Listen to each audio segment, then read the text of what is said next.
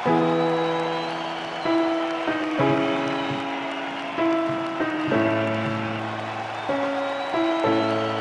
ძვირფასებო, მოგესალმებით და მადლობას გიხდით იმ წლებისთვის,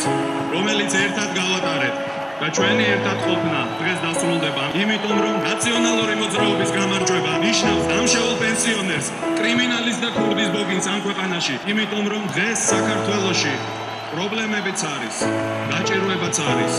იმიტომ რომ ველოდება იგივე უსკრული, რომლიდანაც ვერ ამოვედით, იმიტომ რომ დედებს ეშინიათ ბავშვების ქუჩაში გაშვება, იმიტომ რომ კანონიერი ქურდი და კრიმინალი არის დღევანდელი ხელისუფლება, იმიტომ რომ ქართველებს ეშინიათ პოლიციელის დანახვა, იმიტომ რომ ბევრ თქვენგან სამსახური არ აქვს, ან ექიმთან ვერ მიდის, ან სხვა პრობლემა აწუხებს, იმიტომ რომ ნაციონალური მოძრაობის გამარჯვება ნიშნავს დამშეულ პენსიონერს, კრიმინალის და ქურდის ბოგინს ამ ქვეყანაში,